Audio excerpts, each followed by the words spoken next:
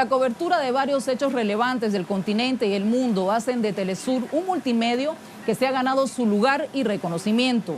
Sin duda, gracias a todos los que laboran en él. Mostramos en el año 2009 el golpe de Estado contra el presidente Manuel Zelaya en Honduras. En el 2010 el intento de golpe de Estado contra el presidente Rafael Correa en Ecuador. En el 2011 Telesur en Libia.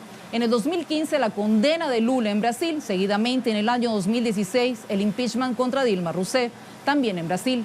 Y no se puede dejar de mencionar la cobertura que se realiza sobre la situación de Venezuela. Son algunos ejemplos que marcaron y marcan historia. 14 años desde que la cadena inició sus transmisiones televisivas. Se ha convertido en un multimedio, sin duda con detractores, pero fuente de referencia mundial. 24 horas de trabajo. Hoy haremos un recuento de los golpes de Estado de este siglo XXI, un siglo en donde se abre una pregunta. ¿Es la justicia utilizada como un instrumento para hacer realidad un golpe de Estado? Pongamos el punto en la I.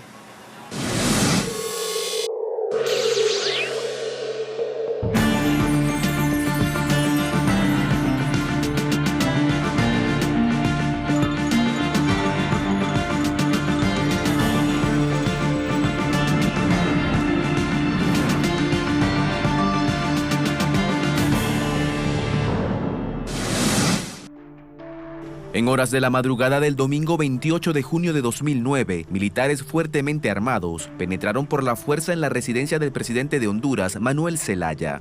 Telesur contó con un equipo informativo armado de olfato político e instinto periodístico aceitado, lo que permitió al canal multiestatal estar justo donde está la noticia. Estamos subiendo en estos momentos a la habitación para mostrarles a ustedes, pues, ¿de qué manera fue violentado su residencia? Era aproximadamente en la madrugada. Esta es la puerta que precisamente, cuéntanos, si ustedes nos pueden explicar qué estamos observando. Esta es la puerta que rompieron. Está en este momento pues cerrada. Y en donde se encontraba el presidente. Esta es su cuarto, su habitación.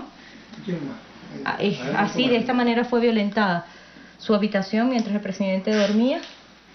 Esto estamos mostrándole a ustedes la vivienda del presidente Manuel Zelaya y la manera como fueron violentadas las puertas para poder llegar hasta acá, hasta su habitación privada, y luego de aquí llevárselo hasta Costa Rica desde la base aérea.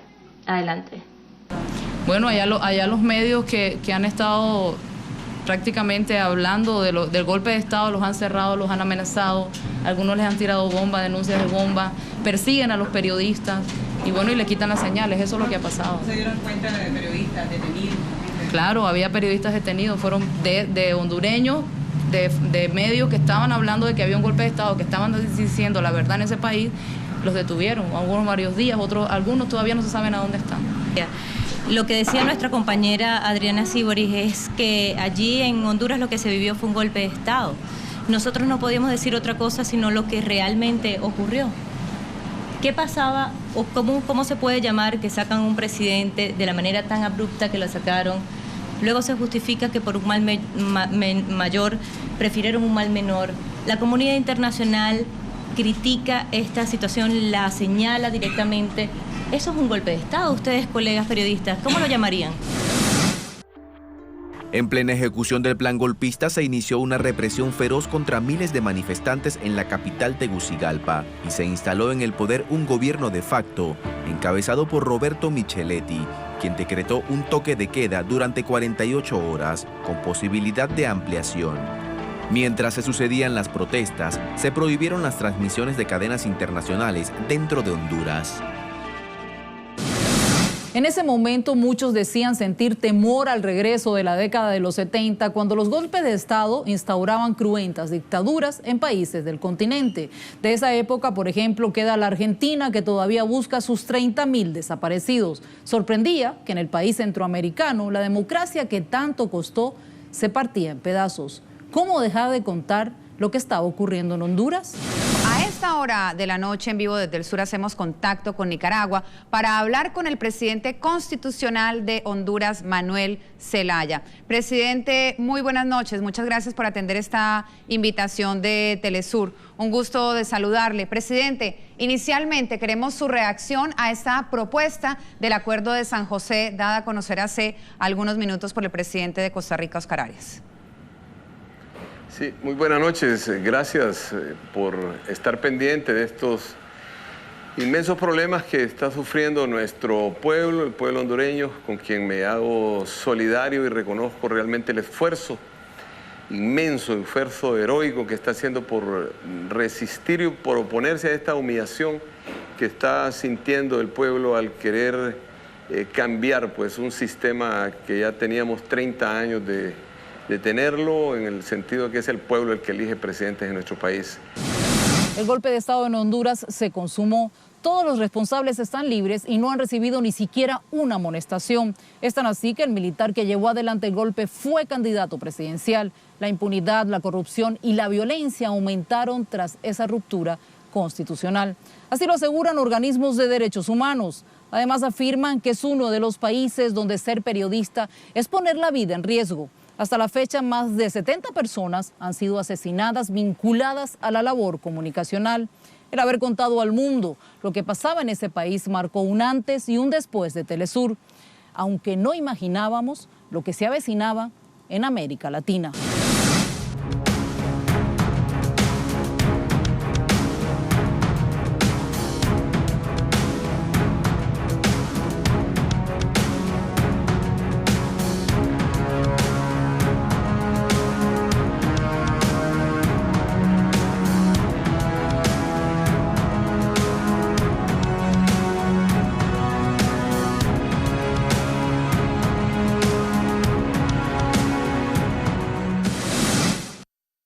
Movimientos sociales, organizaciones no gubernamentales y algunos sectores de la clase política en su país y en América Latina han dicho que se trata de un intento del golpe parlamentario.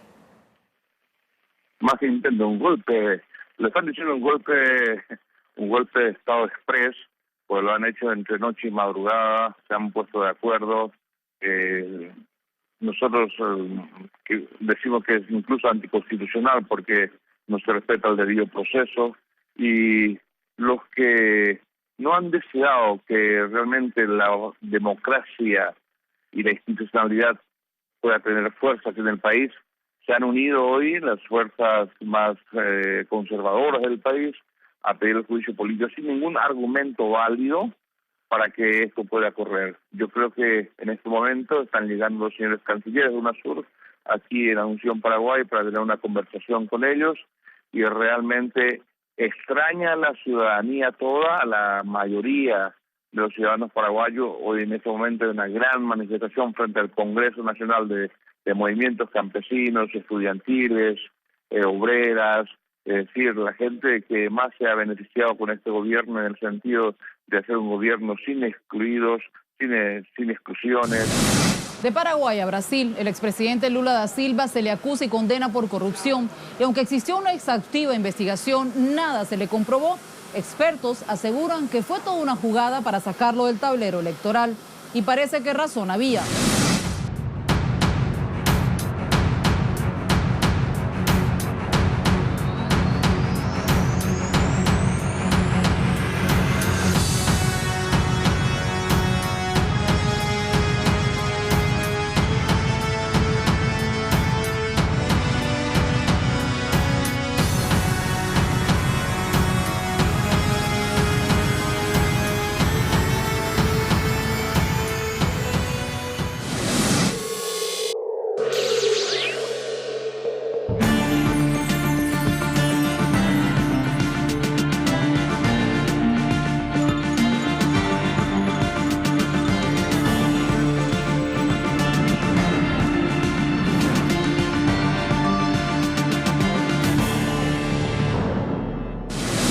Poco después, en el Grande del Sur, la presidenta democráticamente electa enfrentaba un impeachment. Ella pertenece al mismo partido que Lula da Silva. La acusaban de supuestas irregularidades en la elaboración del presupuesto del Estado. Brasil se dividía en quien apoyaba y quien rechazaba ese juicio político. Aunque nunca lograron una prueba en su contra, bajo la lupa de los grandes medios, parecía culpable. Momento crucial en este momento en Brasil. Primera votación. Si se aprueba o no el juicio político, el impeachment del debate de últimos meses. Este es el momento crucial en este momento. Han dicho, por ejemplo, el senador Humberto Costa, es un día triste para Brasil en caso de que se vote a favor de que la presidenta deje de manera permanente su cargo. En otro contexto, otro de los senadores que se manifiesta contra el impeachment les decía a los senadores que presuntamente van a votar a favor de este juicio político, no se dejen llevar por las promesas de cargos públicos que le hacía el presidente interino Michel Temer. Y en este contexto están ejerciendo su derecho al voto los legisladores si la presidenta Dilma Rousseff cometió o no crimen de responsabilidad fiscal. En otro momento se ejercerá el derecho al sufragio para decidir si la presidenta sería o no inhabilitada para desempeñar cargos públicos por un periodo determinado. Se aprueba que se condene a la presidenta por un crimen de responsabilidad fiscal. 61 senadores han votado por el sí. Votarían 20, han votado mejor 20 para mayor claridad, por absolver a la presidenta y que retorne a su cargo como jefa de Estado. En este momento el sí, que requería 54 votos a favor, cuenta con 61 y 0 abstenciones. Es la decisión de este grupo de parlamentarios. Fíjense ustedes allí las imágenes en vivo y en directo para este día crucial para la historia, para la democracia golpeada de esta nación suramericana. Estoy siendo víctima de un proceso de destitución de mi mandato, de condena a la mayor pena política que una persona puede tener en Brasil por 3 decretos y el plan Zafra, en el que además no participé, y 3 decretos que fueron sistemáticamente hechos. Lo que yo quiero decirles es hablarles sobre la fragilidad de la acusación. El inicio de un proceso de judicialización de la política a nivel regional. Lo que no podía deponerse por las armas se hizo por la vía de la trampa judicial con ayuda de las redes sociales. Así lo recalcan los investigadores en política internacional. Pero no solo en Latinoamérica se veían intentonas golpistas. En el mismo 2016, cruzando el océano, Turquía convulsa. De este lado no se entendía qué estaba ocurriendo. Era un intento de golpe de Estado. La acción que se cobró la vida de cerca de 200 personas dejó 1.440 heridos. Según el primer ministro, fueron detenidos 2.839 militares. Entre ellos se encuentran oficiales de alto rango, como por ejemplo 4 generales. Además, Yildirim ha indicado que el Consejo Constitucional del país considerará la introducción de la pena capital tras el intento de golpe, aunque el gobierno asegura que tiene el control de la situación, todavía persisten algunos focos de resistencia. Telesur no dejó de divulgar ningún hecho relevante en estos años. La multiestatal con sede en Venezuela y conformada en sus inicios por varios países de América Latina, entre ellos Ecuador, Cuba, Nicaragua, Bolivia y Argentina, se posicionó en el mundo. Aunque apenas ganó las elecciones Mauricio Macri en Argentina, una de sus primeras acciones fue anunciar su salida del multimedio y retirarla de la televisión abierta digital. Preocupados por nada distinto, sino a ver cómo saquean los recursos de todas estas naciones, de todas estas regiones. Y por ello, para ellos es un estorbo total Telesur. Porque muestra cómo fue el proceso de impeachment contra Dilma. Porque muestran las movilizaciones en la calle a pesar de que hayan cortado el canal aquí. Porque muestran lo que está pasando en Colombia. El mundo vino a saber realmente cómo era el proceso de paz, porque Telesur estuvo ahí. Pese al rechazo político de quienes lo adversan, fuera y dentro de Venezuela, Telesur narra cada país del continente desde su visión latinoamericana. Y así lo hace en Venezuela. ¿Qué estamos contando de Venezuela? ¿Cuál es el esfuerzo que hacemos para contar una complejidad? Como ningún otro país, es un país de blancos y de negros, es un país de matices, es un país de colores, y nosotros nos debemos exigir, cada uno en su propio equipo de trabajo, pero también empezar a generar líneas de acción, líneas de trabajo conjunto, para que entre todos verdaderamente hagamos un compromiso por Venezuela, que no es un compromiso ni por usted ni por su gobierno, sino un compromiso por el país. La gente de Venezuela lo merece, la gente de Venezuela lo necesita. La disputa y el mensaje único que desde aquí se cuenta hacia el mundo le está haciendo un daño al país, pero lo peor de todo es que no refleja el hermoso país que ustedes tienen y en el que yo me siento muy honrada de vivir. La seguridad está custodiando acá esta zona y precisamente estamos observando cómo personas que están del otro lado quieren pasar justo a la línea fronteriza cuando ha sido cerrado de manera total y temporalmente por el gobierno de Venezuela. Pero es importante detallar que fue el gobierno de Colombia a las 5 de la tarde aproximadamente que emitió un comunicado diciendo en este sentido.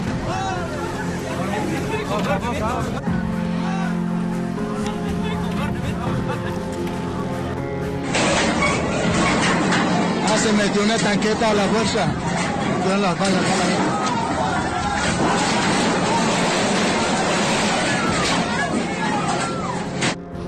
En su narices. Nosotros vamos a defender la soberanía de nuestro país. Ténganlo claro. ¡Leales siempre! El apagón en Venezuela vino el jueves 7 a la hora señalada, el fin de la jornada laboral, tal y como aconsejan los manuales de guerra moderna. El verbo bélico en boga en Venezuela hoy se llama exacerbar, agudizar todos los problemas, hasta que la desesperación quiebre la voluntad y la esperanza. Nada más adecuado para ese fin que cerrarles a estas personas el metro, oscurecer las calles, hacerlos caminar por horas, generar angustia y miedo. Y desde ahí, bronca, rabia, arrechera, como se dice en Venezuela. Los autores del apagón probablemente pensaron que el momento del caos llegaría por fin. Pero en estas caras cansadas había solo eso, cansancio, preocupación. El apagón metió a Caracas en un túnel. Poco se sabía entonces de la gravedad y magnitud de los ataques. Todo esto quedó en negro. Todo se apagó. Estas máquinas, esto se quedó en negro. Todo, se perdió todo. Nunca se había visto ese evento aquí, ¿ves? Con la frecuencia en cero, las máquinas se embalaron. El 30 de abril de 2019, una vez más Telesur desplegó varios equipos por Caracas para relatar los hechos tal y como eran, y se logró desmentir la magnitud de un intento de golpe de Estado y una sublevación militar ya magnificada de forma masiva vía redes sociales. Otro caso de fake news. En las calles está ya Madeleine García, que así como todo este equipo de trabajo que ha llegado hasta la planta de Telesur en Caracas, ha llegado con transporte público, Madeleine también está en las calles moviéndose a esta hora para chequear cómo va todo. Así que Madeleine, cuando quieras, bienvenida. Hola Marcela, bueno, te comento cuál es la situación. Hemos recorrido desde la sede del canal hasta Altamira y la gente en los alrededores está, normal, vemos los carros pasar, solo está el foco en el distribuidor Altamira, que es el bastión que siempre ha tenido la oposición venezolana y que justo el distribuidor Altamira está frente a la base aérea La Carlota, que durante las guarimbas del año 2017 trataron de entrar, tumbaron la cerca. Han dicho los opositores que tienen rodeada La Carlota y que La Carlota además está tomada. La Carlota no está tomada, acá vemos, porque me encuentro aquí adentro, el despliegue militar resguardando esta base militar. Hay mucho gas lacrimógeno que estamos viendo en este momento desde el distribuidor Altamira y vemos un despliegue desde acá adentro de esta base militar La Carlota. En estos casos la cobertura es permanente, sin tregua, minuto a minuto. Las Fuerzas Armadas de Venezuela neutralizaron el golpe de Estado promovido por la ultraderecha del país contra el presidente de esta nación, Nicolás Maduro. Más temprano, nuestra compañera Madeleine García nos ampliaba esta información. Vamos a escuchar el reporte. Cuando es la 1:50 de la tarde, queremos contar cómo está la situación aquí en la base militar La Carlota. Así quedó la cerca que fue tumbada por los opositores que ya no se encuentran en este lugar, ya se retiraron, no hay bombas molotov, no hay piedras, pero así quedó la cerca y está resguardada ahorita por la Guardia Nacional. Las bombas molotov lograron alcanzar justo esta parte de la infraestructura, quemando o alcanzando las llamas, una motocicleta y también un vehículo que está allí completamente quemado. Del otro lado, podemos contarles que el comandante que estaba dirigiendo la operación dialogó con los opositores y les hizo reflexionar que es una base militar que tiene medidas especiales de seguridad y que debían retirarse. Una vez llega la calma, la cobertura no termina. El hecho noticioso y coyuntural, el último minuto, cede su espacio a un análisis a profundidad. Es allí donde los programas informativos y de opinión permiten relevar el contraste de los múltiples matices en cada suceso. Ha sido un recuento por parte de los 14 años de Telesur. Tras este recorrido se puede concluir que ha cambiado la manera de dar golpes de Estado en el mundo. Pero el fin último sigue siendo derrocar gobiernos, no importa cómo, por cualquier vía, incluso aparentando ser institucional. Así pusimos el punto en la I. Te digo del principio, la primera vez que pusimos la señal de Telesur en la casa, eso fue, gritábamos de alegría, de emoción.